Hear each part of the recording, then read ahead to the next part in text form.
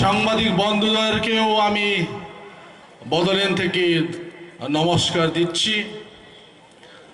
আর আমরা আশা করি আপনাদের মাধ্যমে আজকের যে বিশাল একটা গণসমাবেশ এখানে যে আইপিএফটিরা আয়োজন করছে, আজকে 13তম যে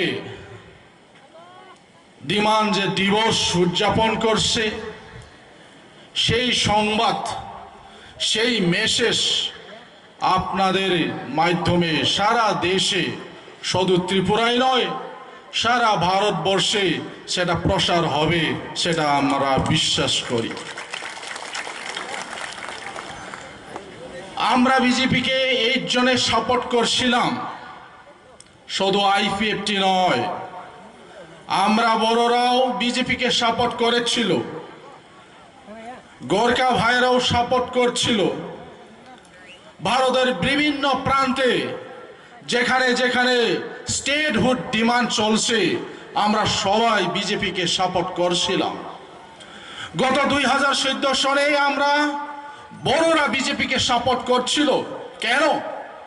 বিজেপি বলছে ইন প্রিন্সিপাল, তারা বলছে দেশে আবার নতুন করে ছোট ছোট রাজ্য হবে, আর যদি ছোট ছোট রাজ্য হয় তখনই দেশের বিকাশ সম্ভব হবে। ভারতের বিভিন্ন প্রান্তে যেখানে যেখানে আন্দোলন হচ্ছে, সংগ্রাম হচ্ছে স্টেটহুডের জন্য, ওই দল সংগঠনের সাথে বিজেপি বোঝাপড়া করেছিল। বোঝাপড়া, ওরা বলছিল যদি আমরা সত্তায় আসে 2014 সনে, তারা বলছিল যদি বিজেপি শাসনে আসে তাহলে আমরা বড়দের সমস্যার সমাধান করে দিব, তাহলে আমরা গোর্খাল্যান্ডের সমস্যাকে সমাধান করে দিব, তাহলে আমরা ত্রিপুরাল্যান্ডের সমস্যাকে সমাধান করা হবে। এইভাবে তারা আলাপ আলোচনা করেছিল। আর সেই বিশ্বাসে আমরাও আসামে বড়রা বিজেপিকে সাপোর্ট করেছিল। সেই সুতরাং আজকে ত্রিপুরাল্যান্ডে আপনারা আইপিএফটি, যারা আইপিএফটি করে, যারা আইপিএফটিকে সাপোর্ট করে, যারা ত্রিপুরাল্যান্ড চায়, আপনারা বিজেপিকে সাপোর্ট করছে একটাই বিশ্বাস। সেই বিশ্বাসটা হলো কি, বিজেপি যখন শাসনে আসবে তখন আপনাদের যে ত্রিপুরাল্যান্ড, সেই ত্রিপুরাল্যান্ডের যে সমস্যা, সেই সমস্যাকে সমাধান করে দিবে বলেই আপনারা বিশ্বাস করে বিজেপির সাথে আপনারা অ্যালায়েন্স করছিল। আমি ধন্যবাদ দিচ্ছি আপনাদেরকে। আজ আইপিএফটি সত্তা থাকার পরেও আপনারা এই দিনটা ভুলে নেই, আর ভুলবেও না, কখনো ভুলবেও না। আমি গত বছর এখানে এসে আমি ওই বাক্যই বলছিলাম যে আমাদের বড়দের একটা ইতিহাস আছে, ইতিহাস। Planes tribal council of Assam বলে, আসামের যে ভেইয়ামের জনজাতি ছিল, ট্রাইবেল ছিল, সব ট্রাইবেলকে নিয়ে planes tribal council of Assam এক রাজনৈতিক দল গঠন করে উদয় আসলের ডিমান্ড চলছিল 1967 থেকে শুরু করছিল তারা। ইলেকশন এসে গেছে, ইলেকশন এসে যাওয়ার পরে পিটিশনরা কন্টেস্ট করলো, এমএলএ জিতলো, এমপি জিতলো। পরে দেখা গেল কি, সত্তায় আসার পরে গভর্নমেন্টের সাথে অ্যালায়েন্স করলো, গভর্নমেন্টের অংশীদার করলো। যখন সত্তায় আসে তারা উদয় আসলের যে ডিমান্ড, সেই ডিমান্ডকে ভুলে গিয়েছে। যার জন্য 1987-এ আমরা ছাত্র সংগঠন হলেও অল বড়ো স্টুডেন্টস ইউনিয়ন 1987 থেকে আমরা পুরাভাবে সেপারেট স্টেট বদলের যে ডিমান্ড, সেই ডিমান্ডকে হাতে আনার জন্য আমরা বাধ্য হই। সুরা সেই ইতিহাস আছে। তাই আমি আপনাদেরকে অনুরোধ করব, আমাদের মতন ওই ইতিহাস যেন আপনাদের ত্রিপুরাল্যান্ডে যেন হয় না। আজ আইপিএফটি সত্তায় আসে, সত্তায় থাকার পরেও আজকে যে আপনারা এই দিবস উদযাপন করছে, হাজার হাজার মানুষ এখানে এসে গেছে, তার মানে সেটাই প্রমাণ করে যে সত্তায় থাকলেও আপনাদেরকে বিশ্বাস করে, আপনাদের জনগণ আইপিএফটিকে এখনো বিশ্বাস করে, আপনার সাথে আসে এখনো জনগণ। কিন্তু যখন ত্রিপুরা লেনের যে দাবি সেই দাবি ভুলে যাবে, তখন এই হাজার লোক কিন্তু মুখ ফিরবে।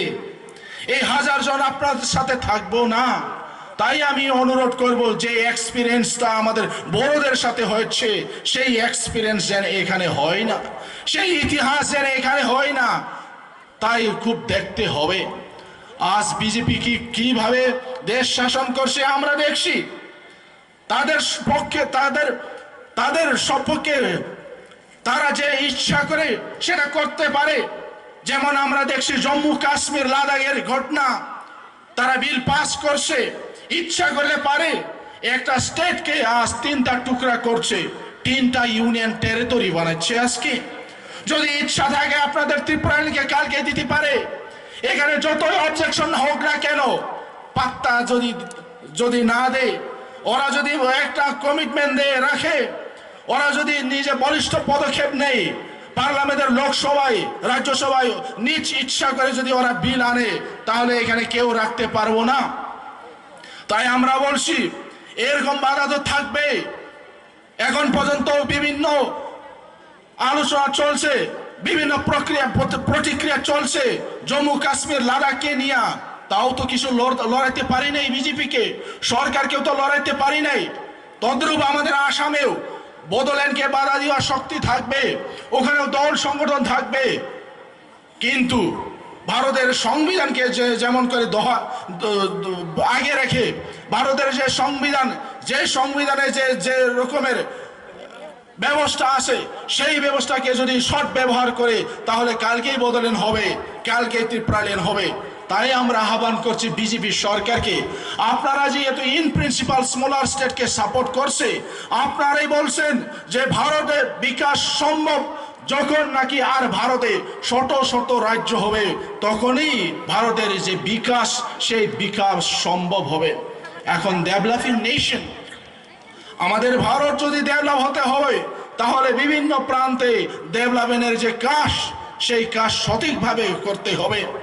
আমরা দেখছি ইউপিএ সরকারের দিনে কংগ্রেস লিড ইউপিএ সরকারের সময় তারা যেমন তেলেঙ্গানা তারা বানিয়ে দিচ্ছে, কি অন্ধ্রপ্রদেশ কি তাদেরকে সহমত করছিল? করে নাই। হাজার লোক বেরিয়ে এসে তাদেরকে বাধা দিচ্ছে, পার্লামেন্টে বিল ফাটছে, অ্যাসেম্বলিতে বিল ফাটছে, তেলেঙ্গানার বিলকে ফাটছে, চিফ মিনিস্টার হাঙ্গার স্ট্রাইক করছিল, তবু তো কংগ্রেস মানি নাই। কেন? ভারতের যে সংবিধান, সেই সংবিধানের 2 আর 3 আর্টিকেলে যে ব্যবস্থা রাখা হচ্ছে, সেই ব্যবস্থাকে তারা কংগ্রেস লিড ইউপিএ সরকার তারা ব্যবহার করে আজকে তেলেঙ্গানা বানিয়ে দিচ্ছে। আমরা এর আগেও দেখছি, লালু বলছিল যতক্ষণ নাকি লালু থাকবো কোনোদিন ঝাড়খণ্ড হবে না। ঝাড়খণ্ড হয়ে গেছে, ছত্তিশগড় হয়ে গেছে, উত্তরাখণ্ড হয়ে গেছে, কিন্তু আমাদের কখন হবে? ত্রিপুরাল্যান্ড কখন হবে? বদোল্যান্ড কখন হবে? গোর্খাল্যান্ড কখন হবে? আমরা জানি না। আমরা একটাই জানি, আমাকে সংগ্রাম করতে হবে। আজকে দেখছেন আপনারা, আপনাদের হাতে এমপি নেই। ত্রিপুরার 2টা সমষ্টি, একটা জেনারেল, একটা এসটি, আমরা জিততে পারলো না। একই অবস্থা আমাদের আসামে, আমরাও জিততে পারিনি। গোর্খাল্যান্ডের একই অবস্থা, বিভিন্ন জায়গার একই অবস্থা, আমাদের হাতে এমপি নেই। আছে আমাদের বড়দের এমপি একজন রাজ্যসভায়, যথেষ্ট না? শুধু একজন। তো আমরা পলিটিক্যালি, রাজনীতিকভাবে আমরা প্রেসার করতে পারিনি সরকারকে। তাহলে উপায় কি আসে? উপায় একটাই আসে, সেটা হলো গণবিপ্লব, গণবিপ্লব, গণবিপ্লব। আমরা যদি গণবিপ্লব না করি, তাহলে আর সরকার শুনবো না। কারণ আমাদের 8 জন এমএলএ, বড়দের 12 জন এমএলএ, একজন রাজ্যসভায় এমপি আছে বড়দের, আর তার বেশি নেই। আপনার কোনো এমপি নেই, গোর্খাল্যান্ডের কোনো এমপি নেই। এইভাবে আমরা চলছে। যদিও আমরা ন্যাশনাল